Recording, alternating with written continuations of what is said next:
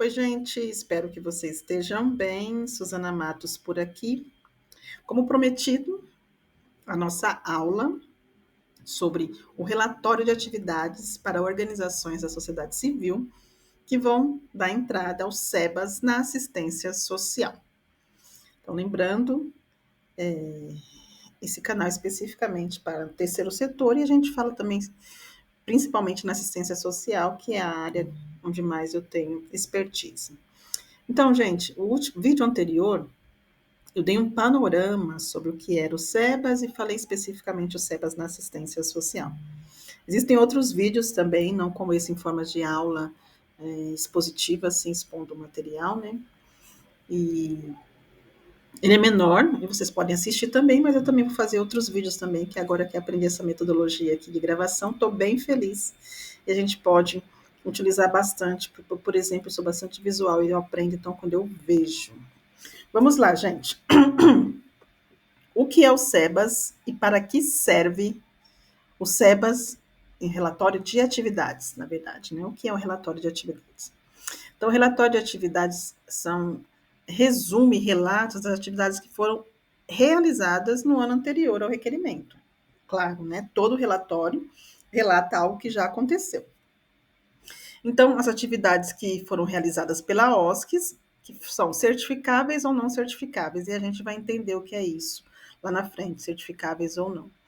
Nas áreas da assistência social, saúde, educação e outras áreas. Ou seja, independente se você está dando entrada pela assistência, pela saúde e pela educação, você precisa desenvolver esse relatório de atividades do ano anterior.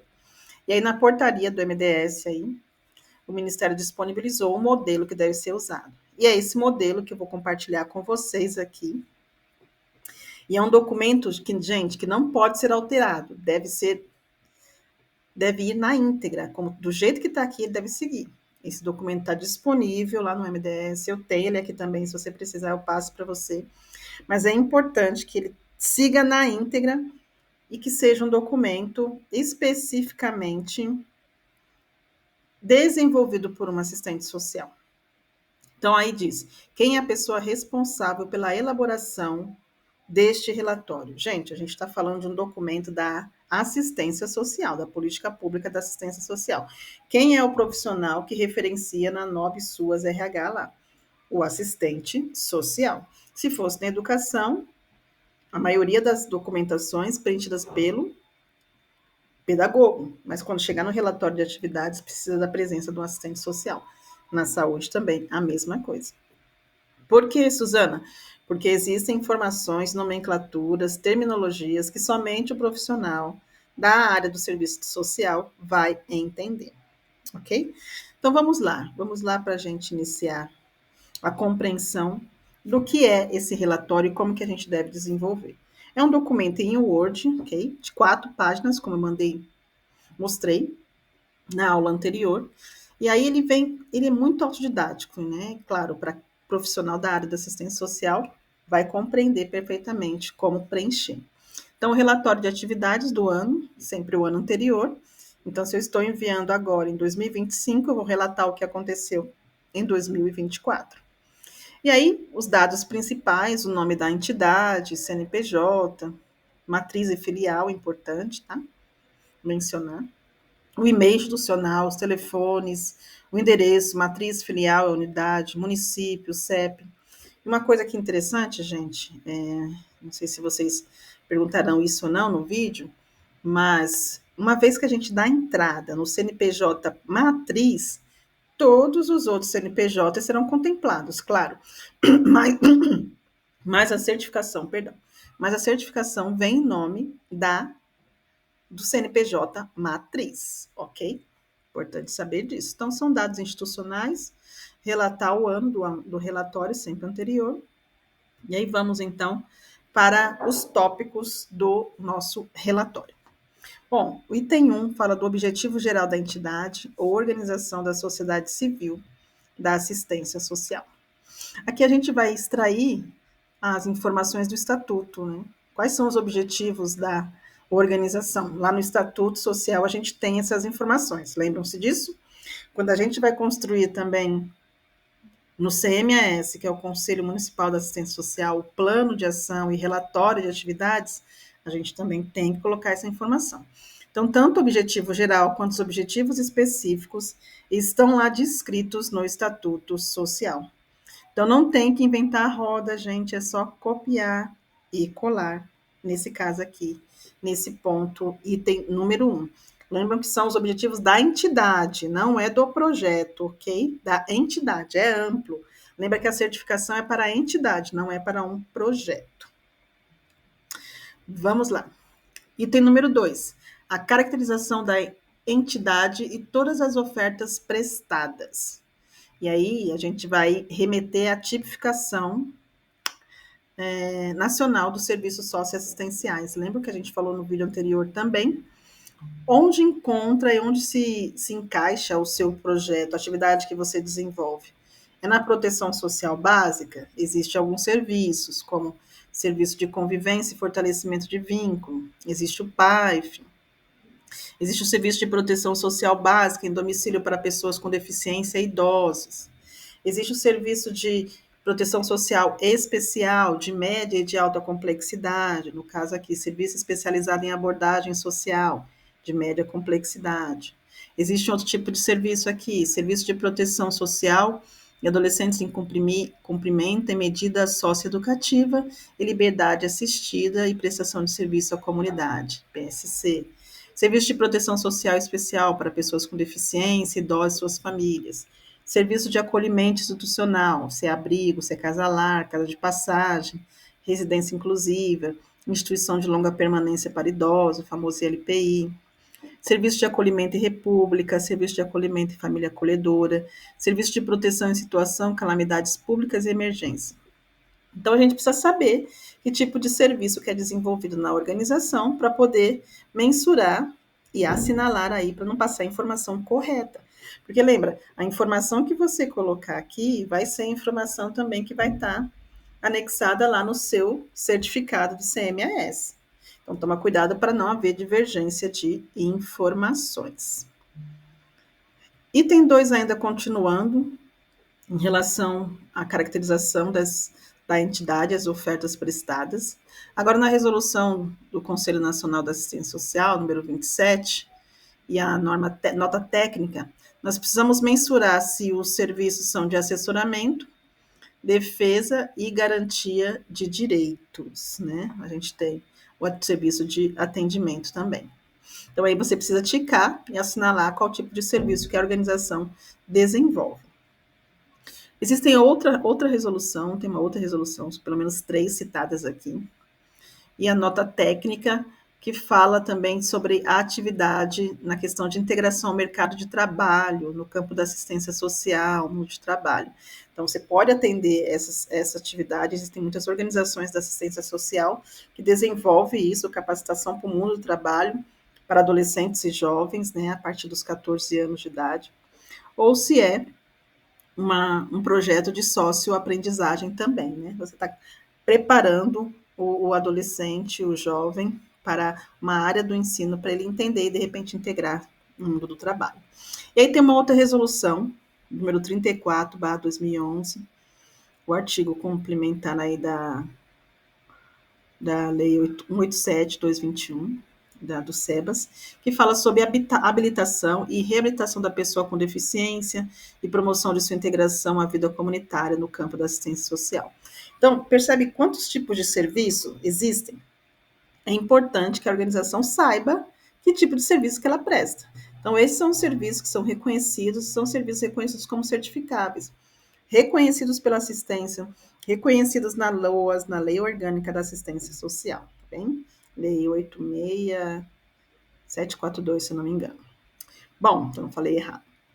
São tantas leis. Bom, item número 3, as ofertas. E aí diz aqui, em vermelho, é indispensável que todas as ofertas sejam descritas no comprovante de inscrição. Todas que estão lá no CMAS, CMDCA, CMAS e CAS, perdão, no Conselho Nacional de Entidades. E aí precisam tratar de serviços, programas ou projetos desenvolvidos. Lembra? São serviços, programas ou projetos que são desenvolvidos em continuidade, não é algo pontual.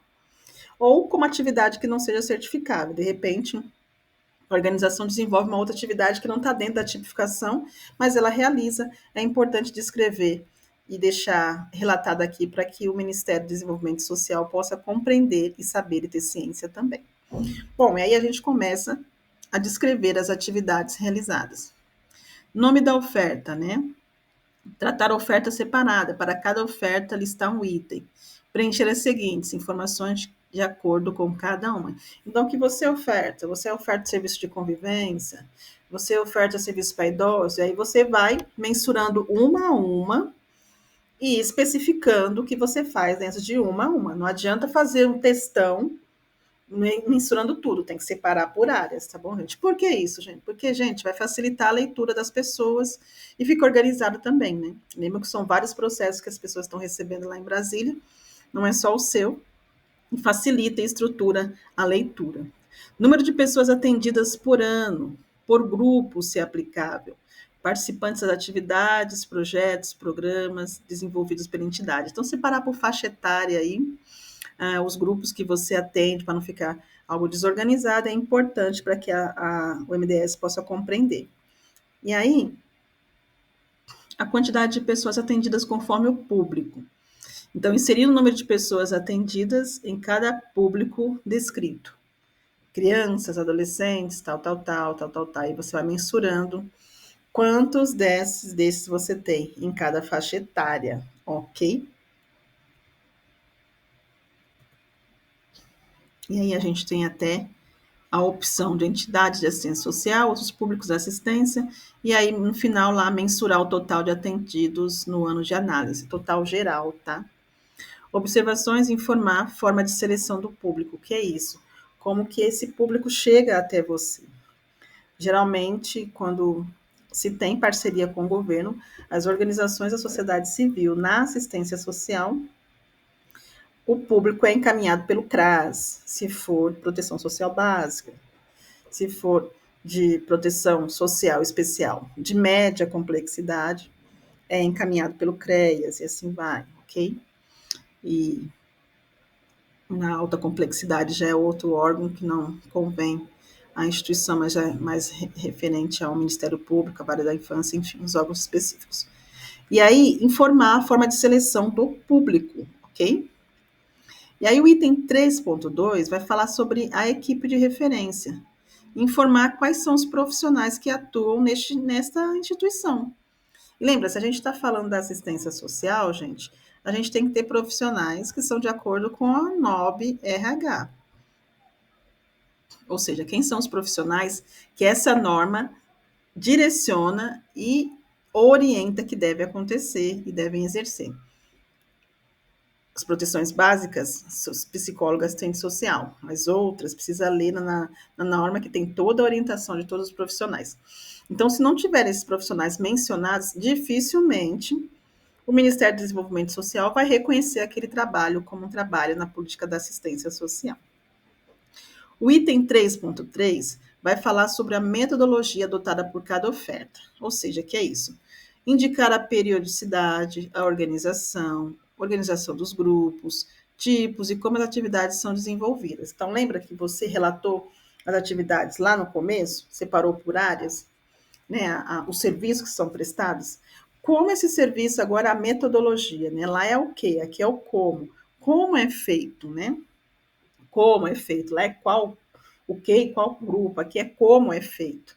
Indicar, olha, no serviço de convivência, as atividades são realizadas de segunda a sexta, com carga horária de 20 horas semanais. As atividades realizadas são rodas de conversa, as atividades realizadas são oficinas de artes, oficina de cultura, enfim. E aí vai mensurando todas as atividades que são realizadas, qual a metodologia e qual o impacto, qual o objetivo, não é simplesmente fazer atividade por fazer.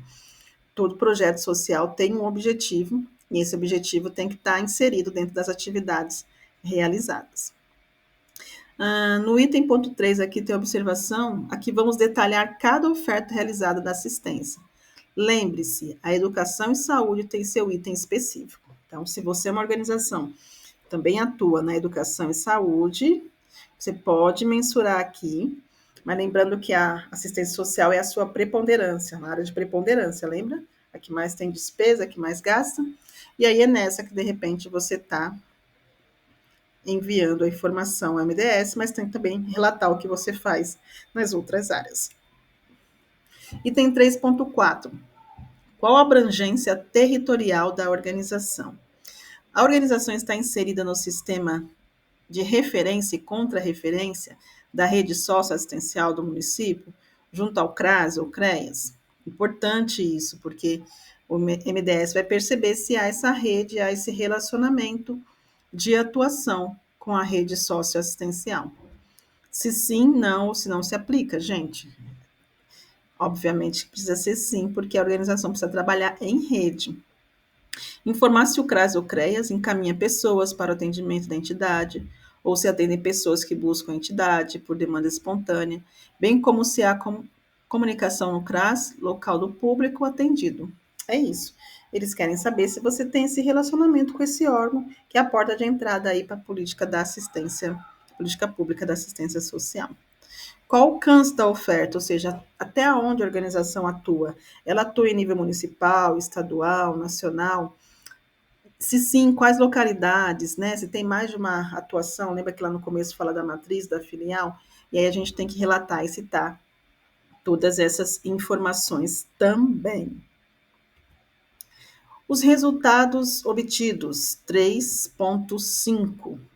Aqui a gente vai falar sobre indicadores quantitativos e qualitativos de cada oferta. E às vezes parece mais fácil a gente falar daquilo que é quantitativo, né? Mais fácil mensurar. Mas a gente não pode esquecer dos qualitativos também. O que aquela oficina de corte e costura impacta na vida daquelas mulheres? O que aquela oficina de arte impacta na vida dessas crianças, dos adolescentes? Qual a proposta, né? Então, se foram atingidos ou não, quais foram os resultados alcançados com o desenvolvimento de cada atividade? Ou seja, a repercussão dos programas para o público-alvo, para o território. Então, percebe que é uma documentação que não adianta você simplesmente jogar no chat GPT, gente, porque existem coisas que o chat GPT não vai saber, ele é uma máquina. Ele precisa ter uma linguagem técnica e que conheça a ferramenta, conheça a tipificação, que conheça os serviços oferecidos e conheça a legislação para ver se realmente esse trabalho desenvolvido pela organização está alcançando ou não a proposta do serviço oferecido. No item 4, a gente tem a questão das parcerias.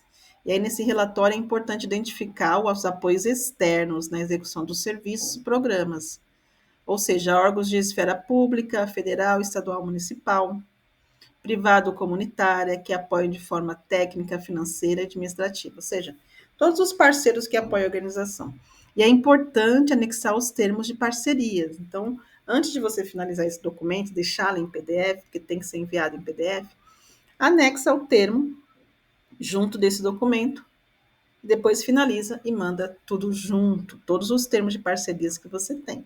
Importante ter. Isso mostra também a expansão do trabalho da organização e a não centralização em um parceiro apenas, né? É importante isso também. A atuação na educação ou na saúde. Identificar e descrever quais atividade a entidade desenvolve nas demais áreas de certificação. Se ela tiver outra área também de atuação, ela vai colocar aqui educação, saúde, que desenvolve, não sendo essa sua área preponderante. E aí tem o ponto 4 aqui, observação, né? É importante anexar o documento. Anexar o documento. Não esqueça de anexar os termos de parcerias. Não esqueça. E aí, gente, a gente chega ao último ponto do relatório, que é o ponto 6. Tudo que a gente relatou, do 1 ao 5, são atividades certificáveis e dentro da tipificação. E aí, o ponto 6, a gente vai colocar todas as outras atividades que não são certificáveis. Descrever as atividades também não prestadas e desenvolvidas pela entidade, que não se enquadram no rol dos serviços e ofertas certificáveis, ou seja, que não estão lá na tipificação, mas que a gente faz também. E aí a gente mensura aí, para quê? Porque isso serve de informação anexa, né, a mais, para o MDS entender a organização, como que ela funciona. E aí a assinatura do presidente ou diretor da entidade também é importante se atentar, né, que precisa ter nome do presidente e da assistente social, do profissional da assistente social, inclusive com o CRES dele. E aí uma observação que a gente tem aqui, para a descrição desse documento, é importante se atentar às normativas da assistência, da educação e saúde. Então, eu não vou simplesmente escrever o que eu quero e jogar no chat GPT para escrever o que eu quero. Não. Eu preciso saber o que eu estou fazendo e saber o que me norteia. Por isso que é importante que tenha um profissional da assistência social para preencher e ser responsável por esse documento, gente. E aí, a gente está chegando quase ao fim, mas eu assisti alguns vídeos e, assim como vocês estão aprendendo, eu também estou aprendendo. Participei de alguns treinamentos e eu vi que aconteceu que a organização fez tudo corretamente, perfeitamente, mas na hora de enviar o documento, esqueceu de assinar tanto o presidente quanto a assistência social. Aí o que acontece? Chega lá no MDS, eles devolvem com uma diligência, e aí dá um período para você retornar, e aí retorna para o MDS para uma nova análise. E isso aí, gente, gera um período aí de 30, 60 dias entre análise, resposta e retorno. Então, não esqueça de assinar o documento em conjunto com o presidente, é importante, importantíssimo. Faça isso com ele, na hora lá já preenche, já pega o número do CPF, os dados dele, o seu CRES, carimbo, bate o carimbo lá com o número, tudo certinho para não perder. E aí, gente, feito isso, Suzana, quanto tempo mais ou menos demora para a gente conseguir ter o SEBAS? Para quem participou, para quem é de Guarulhos e participou do nosso treinamento no ELAS, lá na São Judas, Universidade de São Judas, que é a nossa parceira aqui em Guarulhos, do Instituto ELAS, que eu faço parte representando a área da assistência social, nós vimos que é uma certificação, gente, que não é simplesmente da noite para o dia. Nós estamos falando da certificação em nível federal. Lembra que nós falamos no outro vídeo? Primeiro nível, segundo nível, terceiro nível. SEBAS é a certificação de último nível, como se fosse uma graduação. Então, não é tão fácil de ser requerida assim e ter o retorno.